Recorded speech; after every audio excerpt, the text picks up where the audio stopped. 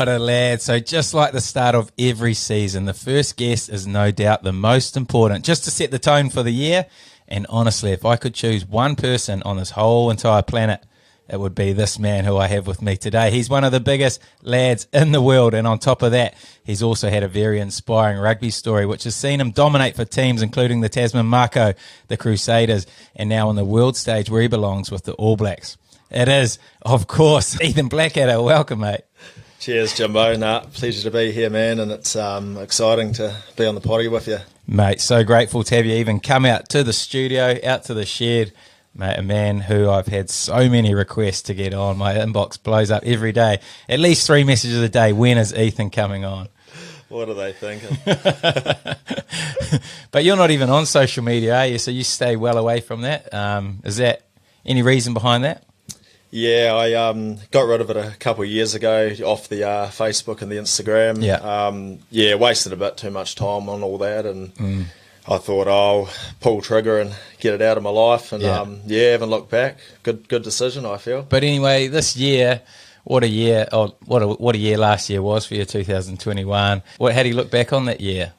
It was unreal, really. Thinking back to the start of it, just like the pre-season grind, and then you set your goals early January of what you want to go out and achieve, and then you just sort of go from there and chip away at it and have a lot of fun doing it. So it was a heck of a year. I loved it, mate, and a hell of a rise finishing with the All Black tour. How was that one? Yeah, it was one of the best tours I've been on. It was 14 weeks, sort of all up. Heck of a lot of learnings and a lot of fun too, on and off the field. And to play international rugby was something very special. Yeah. So you came from Tasman, obviously, where you were out injured the year before, and to fast forward a year, you're now established All Black, one of the best players in the world. Must have been an unreal journey. Yeah, that's right. So thinking back to 2020 and getting through that knee injury, and had a lot of fun doing that too. I enjoy the injury side of things, just the work you put in to get back to the playing and the ability to go and play. So heck of a fun journey, and to get back out there and play was makes it all worth it, eh? Your mindset around injuries, I love hearing that, because so many guys aren't like that. They get so down when they get injured, but you genuinely enjoy it, and you had an opportunity last year to probably just stay down in Christchurch and do your own rehab, but you still came up to Tasman. You're filming all the trainings, helping out all the guys. So just a massive difference in your mindset from when you were injured to, the standard rugby player. Yeah, that's right. I have had a couple injuries over the years, nothing like hugely, like nothing that rules you out for sort of more than 6 months. So from the first one, I just got stuck into the process of it. I enjoyed that. So the wee steps at a time, the improvements you slowly make. And I just loved it, eh? Like I genuinely enjoyed the whole injury process. And when you get back for your first game, you look back and go, I love that experience. So how did you get that mindset? Because it's so, I feel like it's so unique and such a cool mindset to have, and one that could be so powerful for so many players.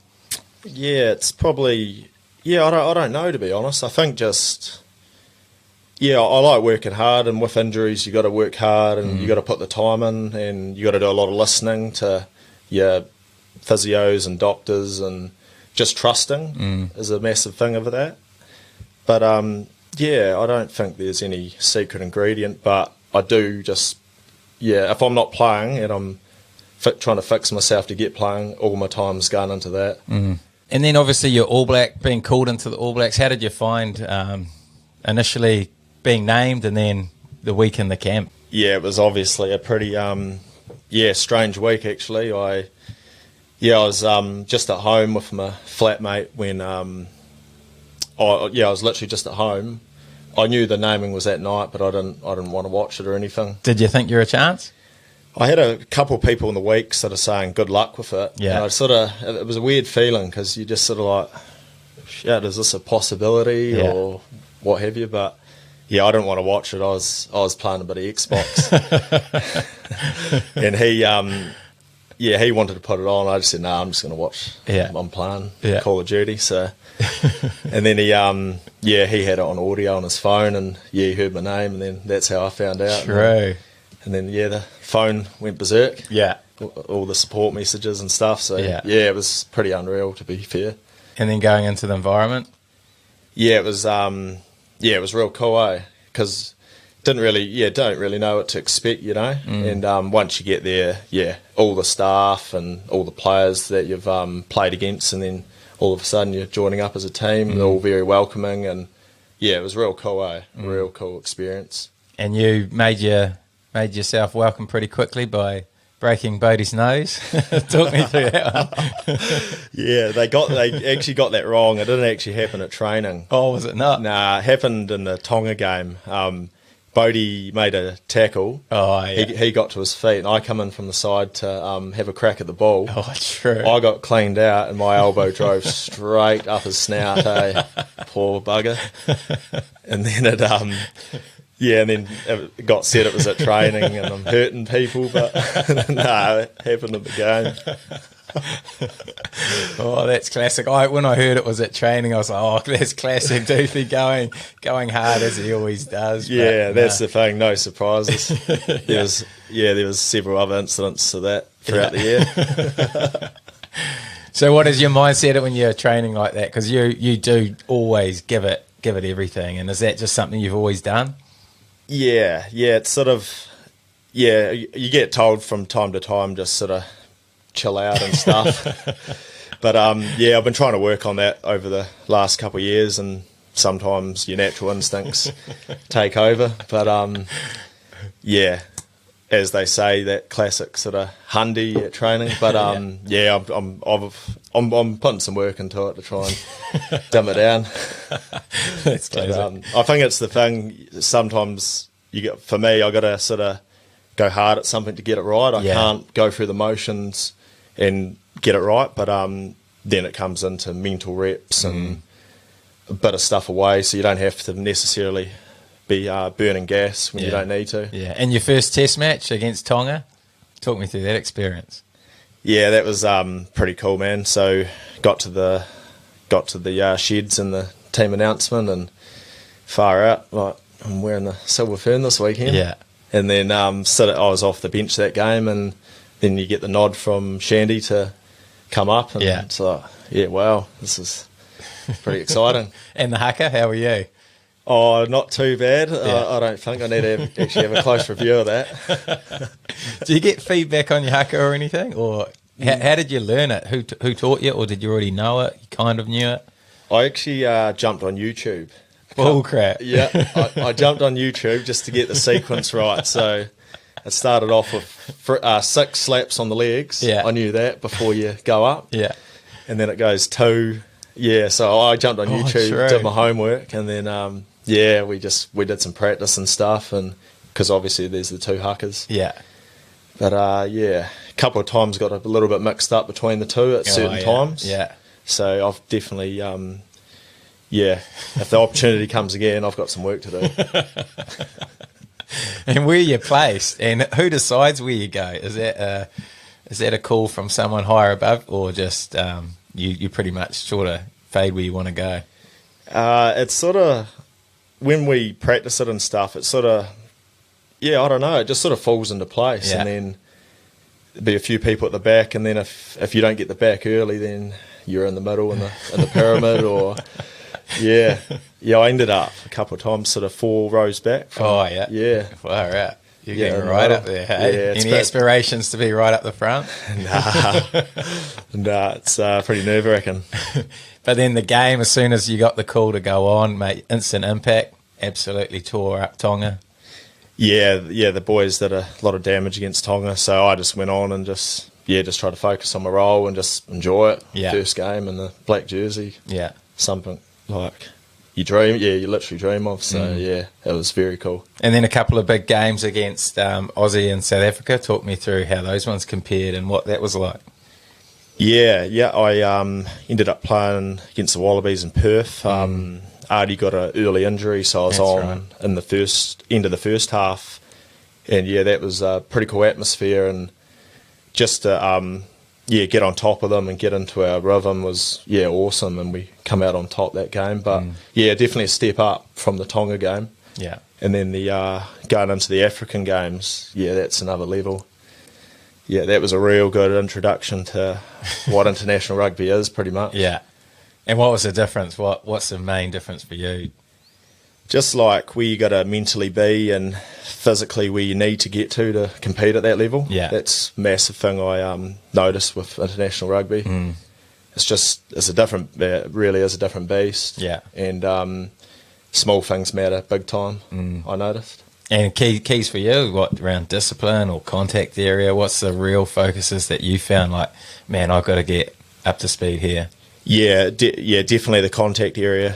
You don't want those big African lads getting roll-ons because that suits their game. So, like, learnings I took out of those games, you got to stop them where they are or drive them back. If they keep getting roll-ons, it's so tough to have a crack at the ball or get into your D systems. But something you've always been very good at is that stopping people as they come. You've always had a really good mindset into the tackle. What is your mindset going in? Yeah, you got to. It's something you always got to work on too. Like a few years ago, I put a lot of effort into it back at Tasman, and I was getting some good pay out of it just when I was reviewing games, just from the little technical things I was working on. And it's something you got to always, for me, I always got to keep doing it, because if you just stop sharpening the tool, you just lose a little bit of edge. Yeah, so that was a big learning actually this year. Like, you got to stay on top of the little things. Yeah. And so you can be at your best in that area. And mindset-wise? Mindset for that stuff, you gotta want to do it. You gotta love doing it. And you love it. Hey? Yeah, no, I do enjoy it and definitely love it. And has the injuries ever put you off? I was talking to Liam Squire about this not that long ago, but I mean, his mindset was pretty similar, and you guys are pretty similar players, both very reckless regard for your body, but talked about his whole mindset going in, absolute no fear. You're the same. Do injuries come into play? Like, once you've had a couple of injuries, do you start fearing for your body going into these tackles, or has that never even come into your mind? No, it doesn't come into mind really, because I think if you were worried about an injury, you're gonna be half-ass, I feel. Yeah, and it would be noticeable if it was like that. I think. So yeah, I think build the body up, get it resilient, and then so you can 100% confidence. Yeah, confidence. I reckon it's crucial, mate. And you must look back and be pretty proud of your season. You played a lot of good minutes, a lot of good footy for the All Blacks this year. So, how do you feel you went personally? Really enjoyed the opportunities I got given. Having great players around to help as well was massive. But I feel I took a good stepping stone of where I want to get to. But it never stops. You know, it's I've ripped this page out. It's a clean slate, clean page heading into 2022, and that's what excites me. Mate, that excites everyone. What a year it's going to be, eh? Yeah, so I'll look back in time, but I just love 2021. It was an awesome, enjoyable season of footy. So, yeah. Before we get too far, as always, I'm pretty keen to hear about how these big superstars grow up and what their life was like as a young fella. Obviously, your dad, All Black, around the same time you were born, I'd imagine, going off the dates. But what was your childhood like? Yeah, right. We'll start from the beginning. Born in Rangiora, just north of Christchurch. People call it Rangoon. That's how it's known. I lived there till I was about 7 years old. Yeah, just in not far from the city centre. Did my schooling there for a bit and what have you. And then Dad took up a job in Scotland, playing for the Edinburgh Gunners. So jetted off over there for 1 year. True. Yeah, so I lived in Edinburgh with my mum and my sister and Dad. And I come back after a year. I went to Golden Bay. Oh, true. And I actually lived with my grandparents there. And did everyone else stay over there? Me and my sister come back. Yeah, I didn't stay over in Edinburgh. So didn't enjoy it, or? Yeah, I think so. I think bit of homesickness and wasn't much grass there. So being an active person, kid at the time, you wanted to get outside. And it was just, different world over there. Yeah. How did you find, like, going to school and stuff over there? Don't have a lot of memories of it, but I have certain sort of memories. Yeah. It's like, massive buildings, a lot of flights of stairs. Yeah. But I don't remember too much. Yeah. All I remember is there was no grass at the school. Filthy, so you came home. And I got lollies every morning before I went to school. Oh, true. So that was a highlight. Running off. Who from? Oh, just the dairy. Oh, yeah. Running off high sugar. Yeah. Probably didn't help me. So it must have been hard for your mum and dad to leave you guys, stay in Scotland and let you guys come back home, was it? I actually haven't asked that question, but all I knew was Dad was playing, and then he didn't long after he went into coaching. So I was back in NZ and just going to primary school and doing all that stuff. Mate, Collingwood, there's plenty of grass over there. How did you find living there? It was awesome. I went to Collingwood area school for 1 year. And lived with my grandparents. It was awesome. Good time, and then back to Christchurch after a year for just one more year in Christchurch, and then had your parents moved back by then, or why was the move to Christchaychurch? No, so Dad was still over in Scotland. Oh yeah, and then I was in Christchurch at home there because Mum had come home. Oh okay, yeah. And then Dad took up a job at the Tasman Rugby Union, so that's when I made the move to Nelson. Back. Oh, true. Oh, crazy, eh? Yeah. So and when your dad moved back, were you guys out in Collingwood?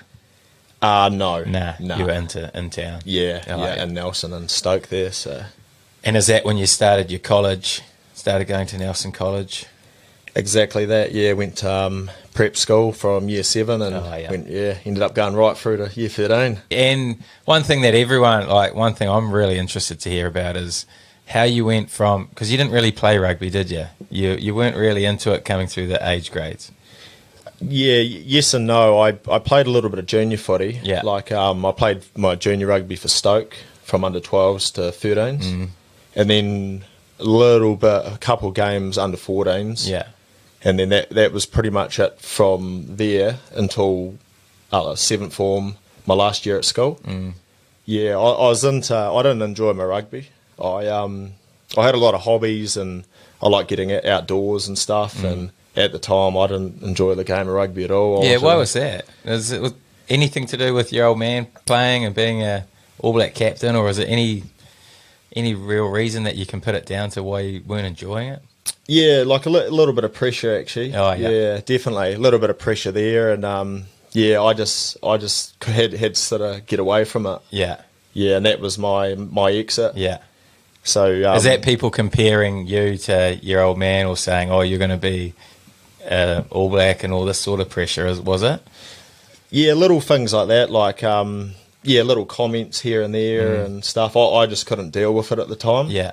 So because I couldn't do that, it's like, well, I'm not staying involved in something I don't like. Yeah, yeah. So I got away from it, and it was the best thing I did. Yeah. At the time. And what did you get into?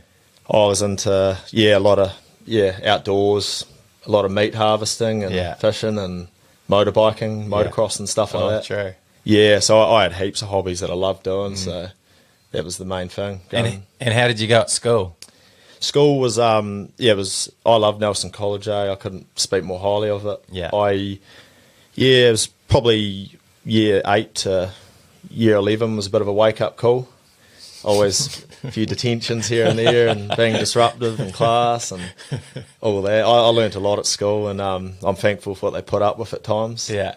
But got to year 12 and 13 and started a lot of subjects you can do at Nelson. So I really enjoyed that, and probably put my head down at times. But heck of a time at school. Did you do any other sports? You obviously weren't doing rugby. You weren't in the first 15. Did you do any other sports that you were playing? I was playing cricket. Yeah. So I actually really enjoyed my cricket. Oh, true. I played that right through school actually. Oh yeah. Every summer.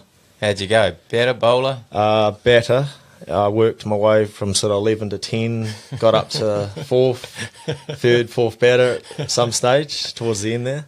And I used to do a bit of keeping. Oh, yeah. Mate, they need to get you in that black clash and get you out there, mate. I'd love to see you out there at number 3 or 4. Oh, crikey, they can rip it in, some of those guys, those ex-black caps, eh? Yeah. Yeah, so... Oh, true. So cricket. But you were never really looking to go down that career, were you? Cricket? Nah, I just played it because I loved it at the time, eh? Yeah. Really enjoyed it. And that's pretty much what you've done with everything, right? You've only done the things that you love doing, and it was the same with rugby. Yeah, exactly that. Yeah, I just find it's hard. It's hard to motivate myself if I don't like something. Yeah. Yeah, so that was an easy influencer. So then how did the love for rugby come back? Yeah, right. So we got to year 13 at school, and then a lot of my mates were playing sort of third 15 and stuff. Yeah. And I was might as well go and have a game. Yeah.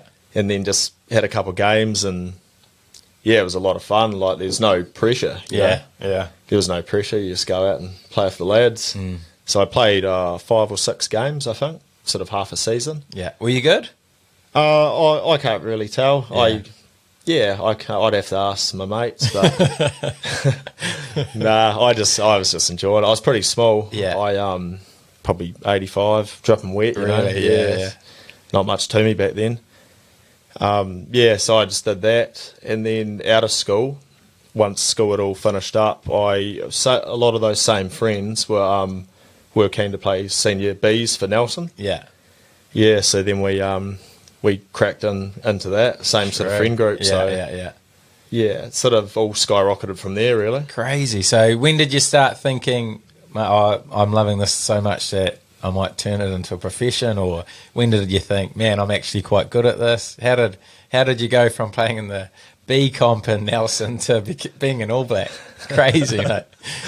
I played that senior B year back in 2013 and just had an absolute ball on and off the field. We just played because we loved it, and then we loved the beers after the game, and we're in town every weekend. Little Rock it was back then. Oh, you would have caused some damage at Little Rock. Yeah, so that was massive, and then the next year, Nelson Bay's under-18s come in that season. Oh yeah. Yeah, so I played that, and we went to South Islands and stuff like that, and and then the next season rolled around, and I was like, I'm going to have a crack at senior A's. Mm. So then had a crack at senior A's. I played about 5-6 games that year and got an injury, but I was fortunate enough at the time. Tony Lewis, old CEO of Tasman, he gave me a call and asked if I'd like to join the academy back then. And that's sort of the first sort of stepping point for me. Yeah. So I joined the academy and the HP group, what it was back then. And then I was sort of in the out of Tasman system. True. So that's when you started to think this could actually be a thing? Exactly that, yeah. That's when I thought, because I always loved the Marcos, even though I wasn't playing at school, the Marcos were the team. Yeah. I always used to watch them back in the boarding house with Davey and all that. All the legends. Yeah. Yeah, so, that was pretty much, that sort of got me on track, really. And then once you got in there, mate, like you've already sort of mentioned, once you're in, you're all in. So you knuckled down and you had pretty quick growth, didn't you? Yeah, so joined 2014 and was in the academy for a couple of years. Yeah. Yeah, had a few niggles then, so I didn't actually get a lot of rugby in until 2016 club season, and got a full year of footy in, minimal injuries, and that was the first year I got called into the Godfather, Andrew Goodman, and Rangi, Leon. How did that conversation go? Yeah, it was very, very cool. I'll never forget that one. Yeah. It was one of the coolest moments, getting told you'll be on a PUDC for the season. Mm. Yeah, that was very cool. And then you played that year, didn't you? Back end of that competition, was it? I ended up actually playing 9 games that year. Oh, did you? Yeah. Oh, true. There was a few injuries and stuff that year, and I was fortunate to play a couple more than I probably should have. So, ended up playing quite a lot. Did you always feel confident you were up to that level? Like, because you had such a unique pathway, did you ever feel like you weren't going to be good enough? Or were you always confident in your own ability? It's a great question, and the answer to that is no. Yeah, I actually, especially early on, did question, am I good enough to be out here? Yeah, fully. Yeah. Yeah, and that doesn't help with confidence either. If you've got your inner voice telling you shouldn't be out here and stuff like that, it's quite hard to be confident. Yeah. So that took a couple of seasons to sort of shake that monkey off and just think that the coaches have picked you here, so it doesn't matter what everyone else or what you're saying to yourself. You've got to back yourself and do it for them as well, you know. And your ability to be, a team man. You've won Marco Man, you've won the Crusaders Man of the Year, whatever it is. But mate, your ability to be a team man off the field is such a big part of, especially the Tasman Marco. I'm sure it is down at the Crusader as well. And hearing from the All Black boys, you've instantly made an impact in their environment as well. So how have you learnt that attitude to just always put the team first? Because I know you genuinely do. It's always been a driver, team first, because the team's definitely bigger than the individual. So I think if you install that in yourself, it just comes out, I suppose. And you a lot of guys say it and they do feel like they know it, but you literally live by that more than anyone I've seen. You're always doing the little things around a team environment. Like I said before, when you were injured, you come up and you're filming every day for the boys, or trying to help everyone out as much as you can. Yeah. Like I wouldn't even question not doing that, you know. Yeah. But it's the lads and the team and the people around you and the team's why you do it, you know. Like the team's unreal. Like it doesn't feel like work at all. It's just a lot of fun, and you're doing it with your mates. So I'm gonna just make the most of it and enjoy all the time I've got doing it, really. And was your dad much of an influence on your rugby career through that sort of period? No, not like, because early on I didn't play much rugby, and then he's always been a great influencer for me as a fatherly figure, you know. Yeah, and he's supported me from day dot. So he's definitely helped me a lot, really, because he's played a lot of rugby and done a lot of coaching, and he's been around. So he's definitely helped me over the years, for sure. So are you constantly in contact with him? Does he give you feedback on your game? How does that relationship sort of work? We've sort of got the relationship. We're like good mates, even though he's my dad. Yeah, we're just real good mates, and we don't talk too much in depth about footy. Yeah, and I think that it's probably that's healthy. Yeah, but we have all sorts of conversations and talk about all sorts. But from time to time, definitely. Would you ever like to be coached by him? Nah, I probably wouldn't. I probably wouldn't. But I've been, years ago, I come and train with the Crusaders for a week when he was still coaching. That was fine. But how old were you then? It would have been 20, 21. Oh, true. Back in 2016. True. Yeah. So going back to the Tasman Marco, huge part of their success. The 2019 year probably caps it off for you as one of the standout memories. You guys had a stacked loose forward trio. You guys worked really well together. What are your memories from that year? Yeah, that year will never leave the memory banks ever. Yeah. It was one of the best, most enjoyable experiences I've ever had in a team. Yeah. Yeah, we had an awesome bunch of lads, and that's right through all the players, staff, everyone. And we just had a real good vision and a theme that we wanted to turn it around after a couple of years making finals and missing out.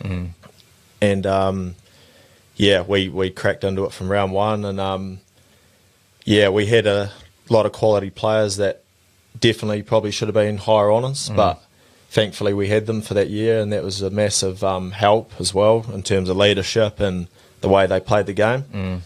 But we cracked in, had a lot of fun on and off the field. We had some absolute characters, had a lot of laughs, and overall it was, one of the greatest. And winning the final was probably your first final that you'd won. What was that feeling like? Yeah, that was surreal. I'll never forget that one. I was on the sideline, just busted my shoulder the week before in the semi against Auckland. So I sat out for that one, watched the boys put a lot of work in, and when Will Jordan got that runaway off Nank's break and scored, that sort of pretty sealed it. Yeah. And then when that final whistle went, we all just charged on, went berserk. It was one of the best moments, eh? And you always go pretty gonna do as well. So what was the next few days like? That was a huge do. That was one of the biggest. I remember that, the start of it, and the hangover forever.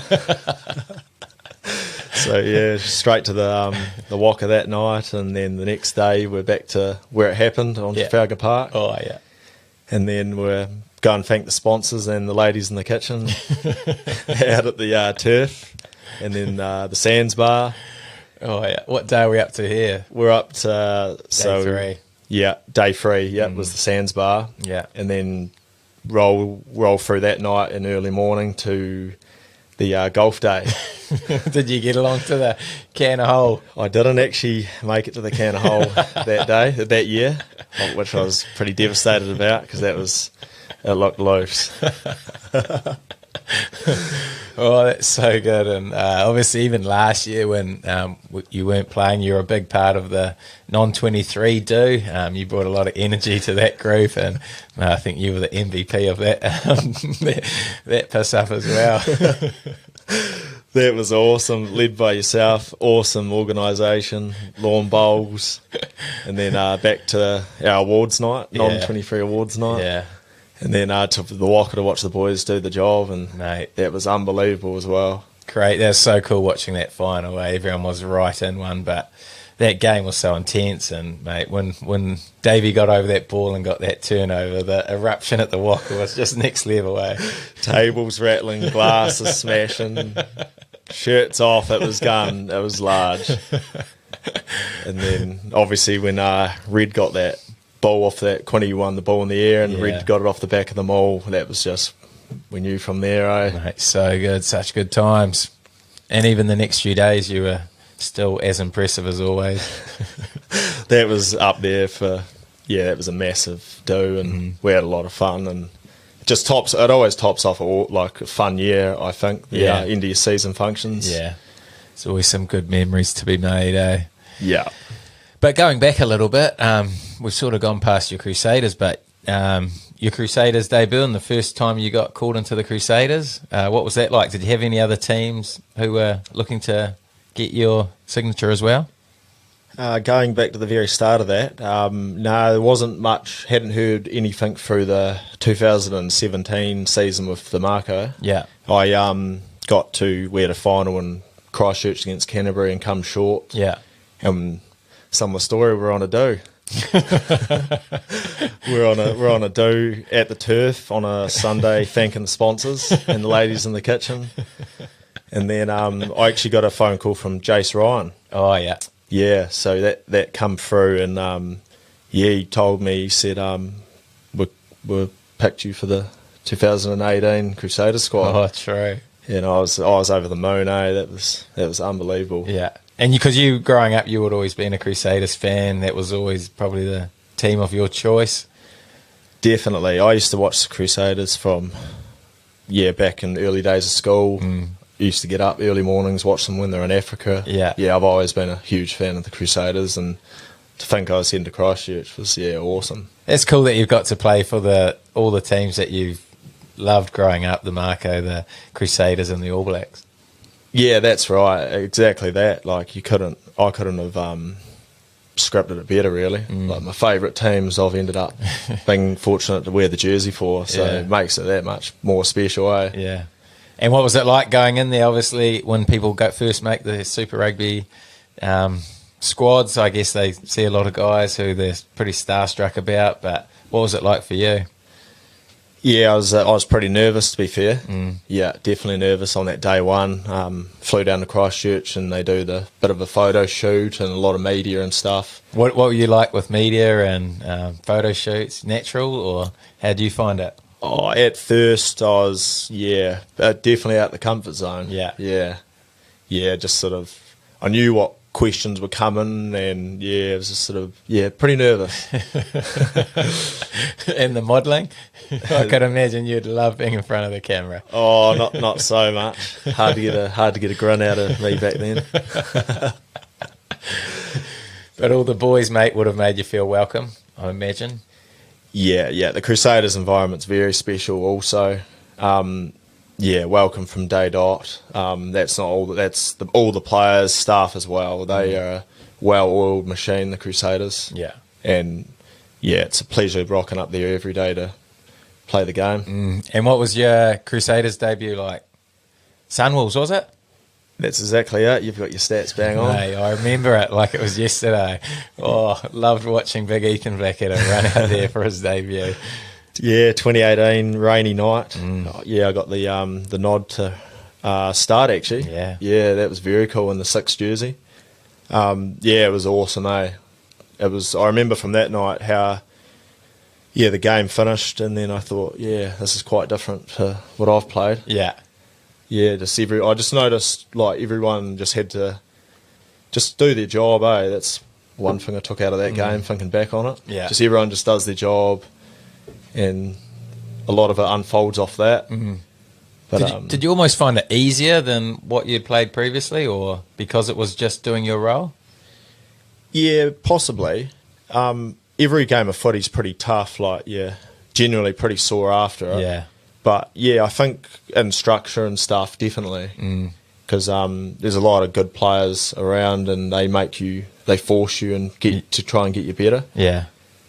So that was an awesome experience. You get your number and stuff like that for the pool run.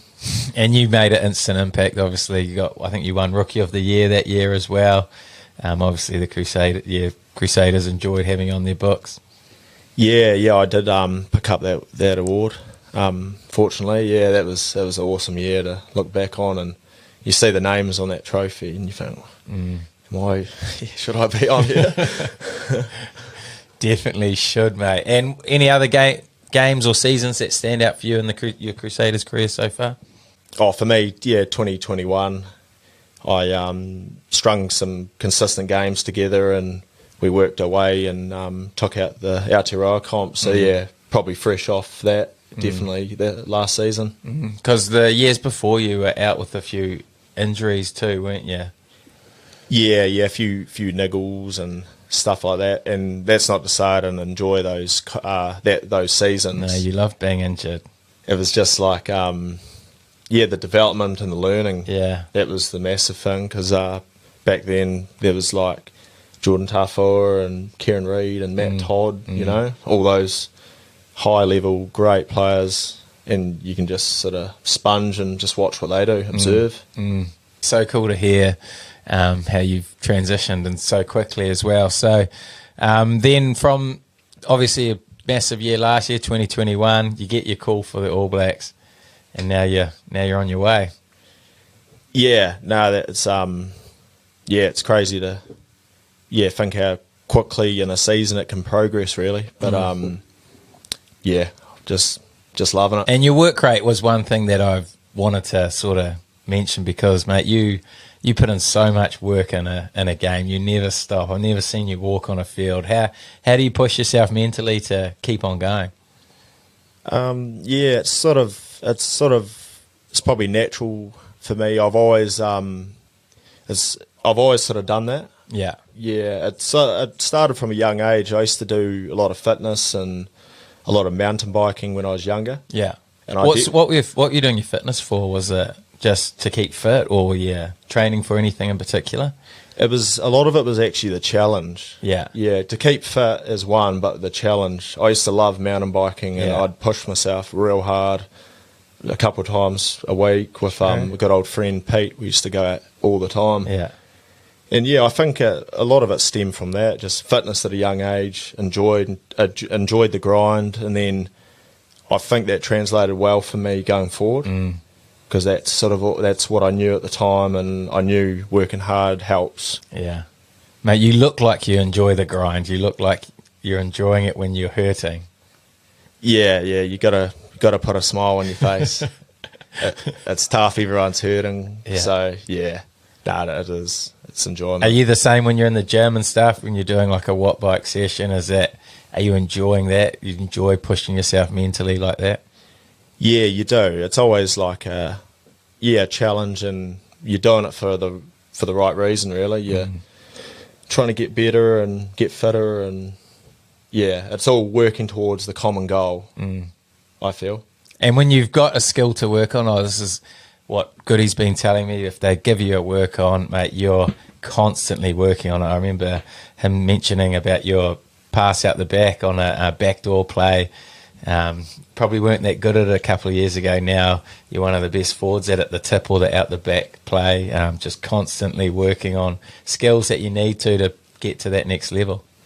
Yeah, that's exactly right. Like that's what I'm very thankful for, is the players and coaches I've had around me that can just say, "Hey, just have a look at your ball out the back because I need you better." Yeah, and then straight away it just puts it. I put it on myself. Right, I got to get this right for the team. Yeah, and then because there's so many different details and variables in the game of rugby. Yeah, so many different little skill sets. So just try and stay on top of them and get better is a constant. Mate, I love that. So what's the next work on for you? Have you got any more work ons, or have you nailed them all? Nah, I'll never nail them all. Nah, constantly working on them. Yeah. But yeah, I break it down, have a good review at the end of the seasons, and then look at a lot of things. One thing I have noticed is like a lot of things is like you got to try and be in the best body position all the time. You'll notice like tackle, ball carry, or what have you. If you're in the best body position, it can go a long way. So yeah, just trying to look at shapes and how I can be way better in that sort of area. Oh, that's cool. That's exciting. Yeah. Hey, you're going to be in all sorts of body positions. What position do you see yourself playing this season, or going forward even? Yeah, hard to say really. I've played most of my career at blindside at number 6. Yeah, and then a couple of games at 7, and then I've had one at 8. Yeah, but it literally comes down to the coach, because like you can want something, but if that doesn't fit the purpose of the team, then it's not really on the same page. So yeah, I'll literally play wherever where I'm wanted. Yeah. But I've played most of my career at 6, so that would be my preferred, but I don't actually mind. Yeah. And going forward, any plans? Have you looked much further ahead than this year's Crusader season? Nah, I never look too far ahead. I couldn't imagine you actually. I've always got my goals for the year, and then I'm just more worried about what's happening today, later on, with some field running and what the week looks like for structure and balance. Yeah, mate. Yeah, short-term goals and focus on where your feet are for me. Yeah, love that. And what about post footy? I mean, are you the same with that area, or are you looking that far ahead? No, I haven't looked too far ahead. With my personal development and stuff, I try and do different things. I started off building when I left school. Oh, did you? I did that for 3.5 years, and I'd like to think I'll finish that at some stage. Yeah. But I'm not not looking at that really at all. Is that something you would do, build? Is that something you'd look to potentially pursue? It depends how rough the carcass is. But possibly. Yeah. I'd definitely have to work for a year to knock off the certificate. Yeah. Just to get practically signed off. So when that stage comes, I'll look at it. But yeah. Would you look to go down the coaching route like your old man? No, I wouldn't coach. Yeah. Nah, I've never really. I've got a lot of respect and whatnot for coaches, for what they do and stuff. It's pretty intense, and it can be full on just from my observations. And no, I just like playing the game of rugby. I can't see myself coaching at all. Mate, that's crazy, because I know other guys are always coming to you for advice around tackle technique and how to do things a little bit better. So I feel like you'd be such a good coach naturally, but it's interesting to hear that it just doesn't interest you. Yeah, I don't know. something would have to drastically change. Well, you're still only young, aren't you? You're only 26, and your career's just sort of taking off now. So, mate, you've got a lot of rugby ahead of you. Yeah, no, I hope so, because, yeah, I love playing it, so I want to keep playing it, you know. Yeah. Is your goal always to stay in New Zealand, or would you look to go overseas at some point? Yeah, I don't know. It depends on a lot of things, but at the moment, yeah, I love playing footy in New Zealand, and obviously with a bit of stuff overseas, with like a little bit of COVID and stuff, yeah, I think there's no better country to be playing the game at the moment for me. And I know Geordie mentioned it a little bit at the end of last season, but he looking to switch to league. Would you ever go to league? Because you made our Waddlad league side in the middle of last season. So would you ever look to pursue that or mix it up? No, I don't. I like rugby union too much. Yeah. I've never had interest in league. Yeah. Oh, it's another game with an oval ball, but Yeah. never really watched it enough for. Yeah, so any interest, probably yeah. not for me. Nah, fair enough. Anyway, as always, we've gone to our Instagram for some questions, and like I said at the start, I literally get 3 or 4 messages a day asking when Ethan Blackadder is coming on. So the most requested guest of all time has come up with a heap of questions. First question, what's your best Bronco? Best Bronco was 432 last year. Wow, humming. Yeah, I was gutted actually. I wanted 429. Did you? Yeah, 429. Yeah. Will you do that this year maybe? I'll give it a crack. Yeah. Definitely. I might as well while I'm young. I was side by side with Tom Christie, and he's a fit bloke. Is he? And Yeah. he took off. He got 430 flat. Oh, and he was just in front of me. He just had that extra gear, did he? Or I reckon. because I imagine you would just be grinding away from the start, would you? Just one gear, just full on, not changing pace, but just grinding through it. I always try and tell myself on the first rep, just keep it to 55 seconds. Yeah. It always ends up 49, 48. Oh, so you gun it. Yeah, but it's not wise. Yeah, because you want to, yeah. Oh, yeah, there's no point saving yourself, but at the same time, being economical can definitely help. Oh, I love it. Okay. How does he fend off all the women and play footy? Okay. I can only guess who's asked that question. It looks like a young kid, actually. Oh, right. Oh, no, I don't know the answer to that. I suppose I'm pretty uncontactable. Got a fax machine and only reached by a seagull or an owl. So that probably answers that. And is that a reason why you got off social media? Just too many DMs from women? Nothing to do with that? Not at all. Nah. But, I'm just enjoying living life. And, that's all there is to it, really. Fair enough. Is he going to follow his dad's footsteps and come to Edinburgh? Would you ever look to play in Edinburgh? Obviously, you hated it, and you're haunted from your childhood, probably. But well, at least I know they got grass at their training ground. It's a lot of people, a lot of lads in the All Blacks talked about how cool it was going to Scotland and Edinburgh, playing at Murrayfield. So I think it would be quite cool to check it out over there, but it's too unknown, really. Yeah, I'd like to see the place again, but a lot of things would have to line up, you know. Oh yeah, 100%. Okay, next one from your good mate Mike Lash. What's your best off the mattress speed? What's that? That's good from him. Quick yarn. Back in 2017 in Nelson. Yeah. Sound asleep, pretty hungover from the weekend. Monday morning, 1 in the morning. I heard my truck start up, and I knew straight away someone was flogging it. Really? So, bit delayed off the mattress. My mattress speed was slow. And I ended up running out the driveway in my gruts and being a couple of metres away from someone in my ute driving away. Oh, wow. And ever since then, Lashy goes, mate, your off the mattress speed was terrible. You need to work on it. So the very next day, they were timing me. I was practising to see if I could get better at it. But yeah, that's that yarn. It was That was a funny morning. What speed have you got it to? You must be pretty quick now. I think it was about, because the door was shut. Yeah. So we tried it with the door open and the door shut. And I think it was sort of 2.5, 3 seconds. Wow, that's what you got it to. My room was right sort of by the main door. Yeah. But that's quick. What was it the day, you reckon?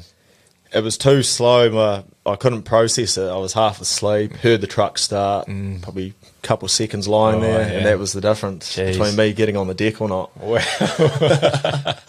What would you have done if you caught the car? Well, that's the thing that was mentioned. I think I would have just sat on there and hoped they would have pulled over. Oh, yeah.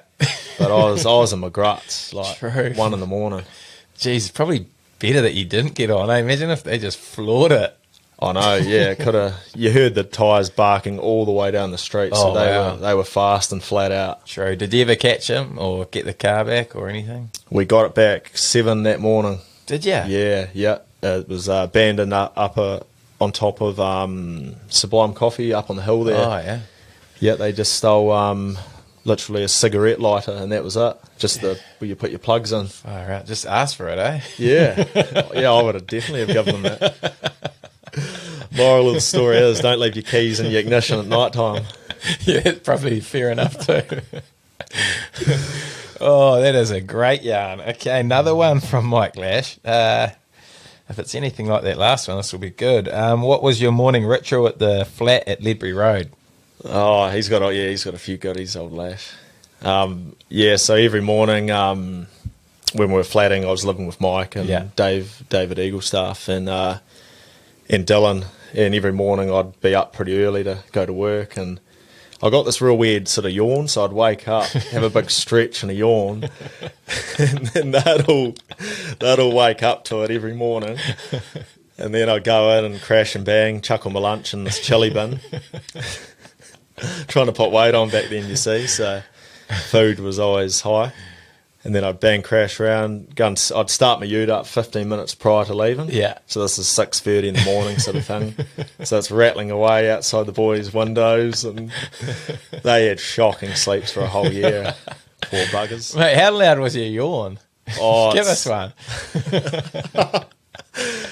I don't know. It's sort of like, when you stretch and you just got to let it out. It's sort of like that, but it's exaggerated. And the boys copped it. I still do it now. Go on. It's just like but a bit louder. Was it deliberate to wake them up, or you just did not care? No, it wasn't deliberate. That was just, I actually did it without noticing until they kept saying, shut up. Oh, I love that.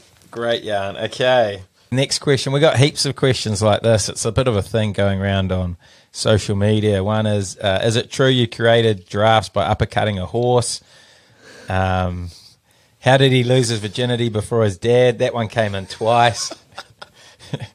And is it true that when Chuck Norris needs your help, he has you on speed dial for backup? So there's heaps of, you're obviously a bit of a trend with that sort of thing at the moment. Any sort of, where did that all start? I don't know. It's bizarre. It's sort of I don't see a lot of it. It's coming from social. Yeah. A few of my mates screenshot it when they see it and send it to me. Yeah. So I do see it that way, and I was baffled. I was like, what is going on here? It's very funny actually, but it sort of baffled me, to be honest. Yeah, it's crazy. So when you see sort of stuff like that, does that make you think? Because if you went back on social media now, your account would obviously completely blow up. You'd have a massive following, could create all sorts of opportunities for money down the track, but you're pretty set on not jumping on there and just doing sort of like, I know Conrad Smith did it as well, just not interested, not part of me, doesn't suit my personality, and not get into it. I think that's bang on what you said there. I've got nothing against social media and all that. Yeah. It's kind of them and nice of them to be saying that stuff or whatever.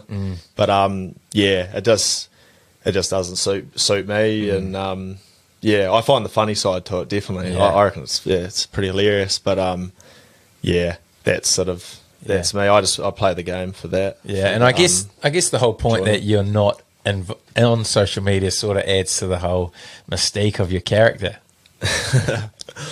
Yeah, a bit offline. Yeah, suits me well, actually. Off the grid.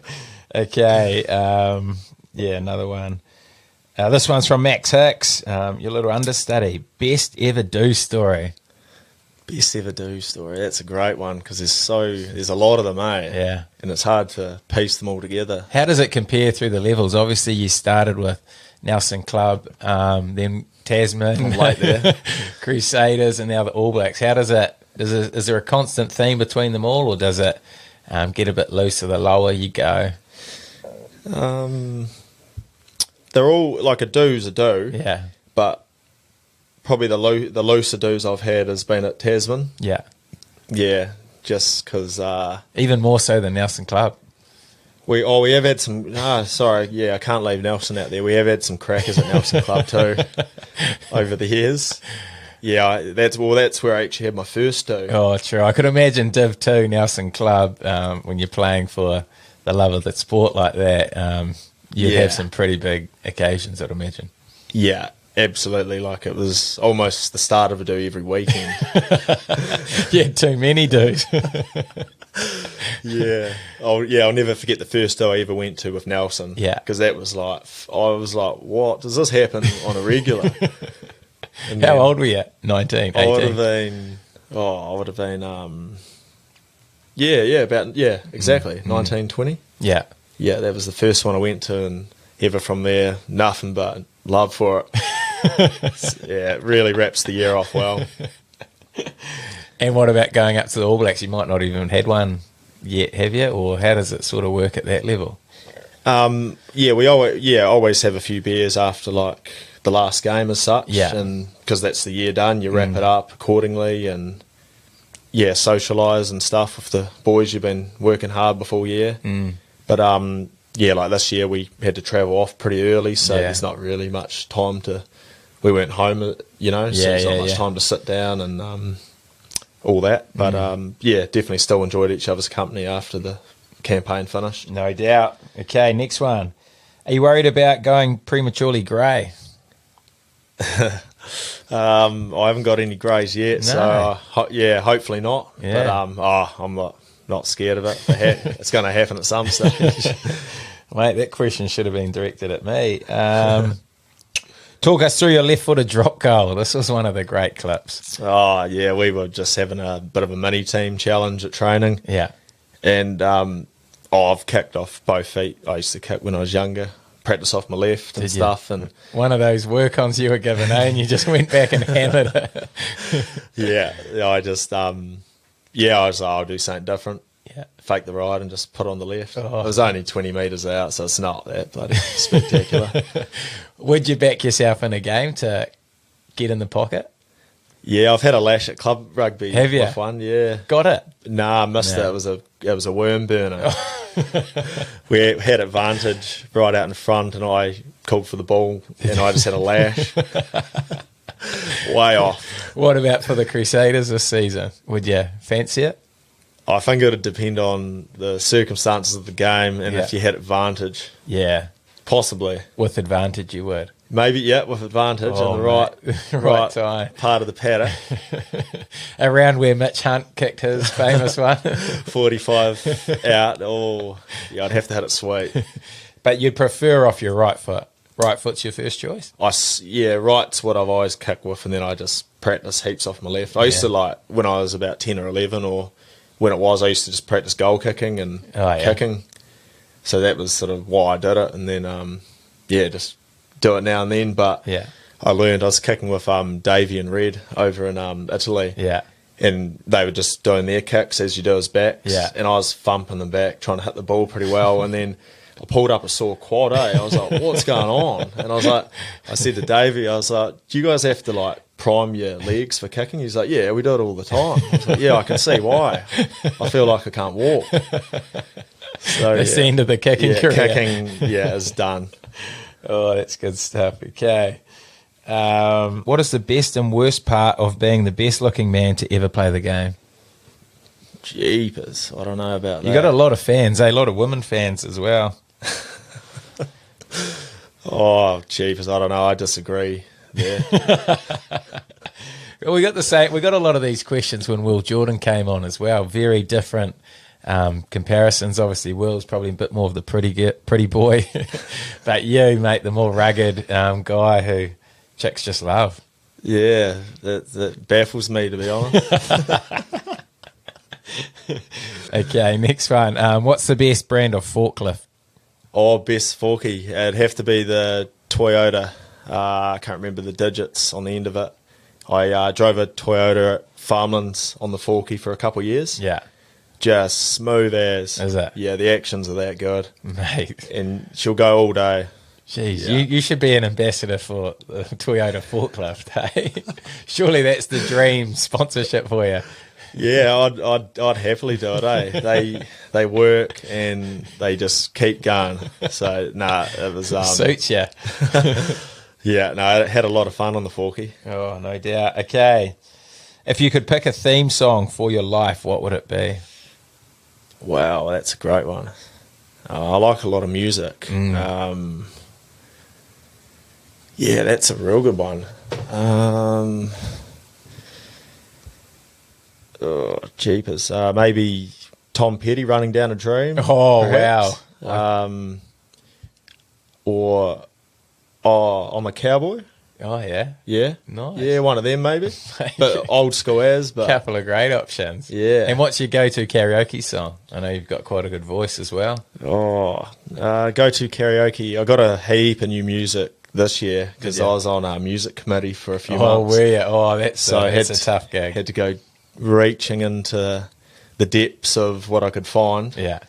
Probably go an ABBA one, eh? I feel like an ABBA remix goes good in most settings because you get the older crowd that know it and then the remix with the younger. Yeah, ABBA remix for me. Love it. Okay, this one. How did you get the nickname Doofy? This is a good one. I don't actually know this one. This one stemmed from back at boarding school at Nelson College. Yeah. One of the lads at the time, his name was Chad.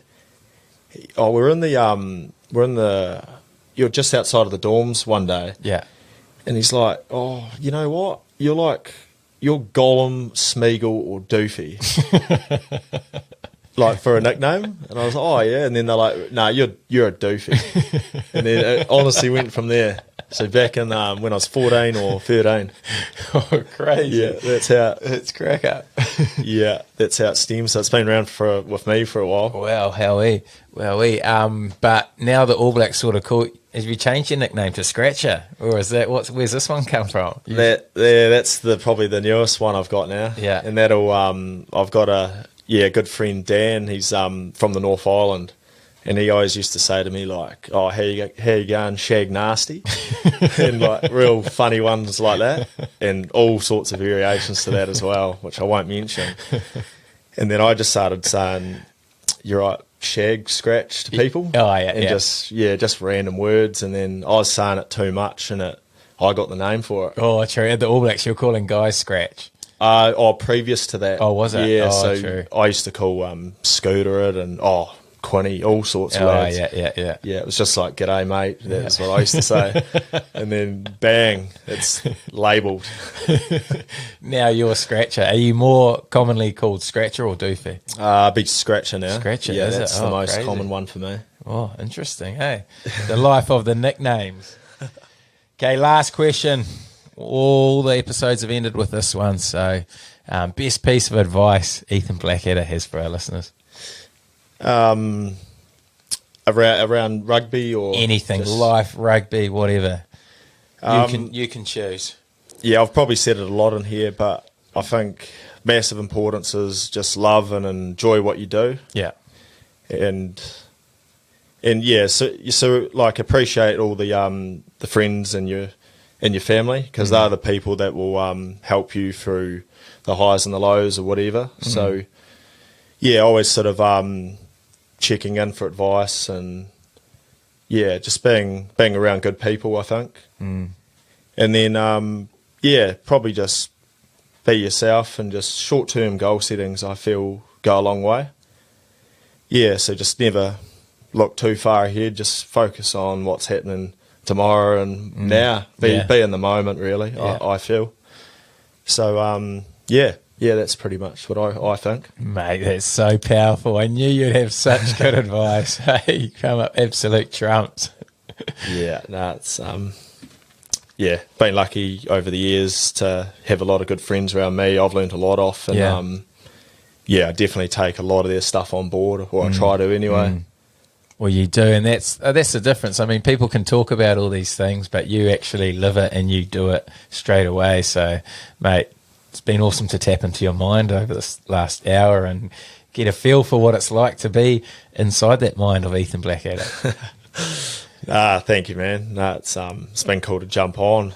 It's been over a year since it was mentioned, and keep putting you off. But it's been awesome to come out and catch up, mate. Yeah, mate. Well, compared to where you were a year ago to where you are now, even that growth in that time's been so massive, and looking forward to, mate, watching your growth over the next couple of years as well, because like we've talked about in this podcast, when you put your mind to something, you just improve on it, and your growth is just so rapid that, mate, I'm so excited to see where you get to in your career, and looking forward to following the journey, because, mate, you are one of the biggest lads in the game, so it's been awesome to have you on. What a lad. Cool, thanks, mate. Heck of a lad, and awesome to catch up, so thank you very much. You're a lad.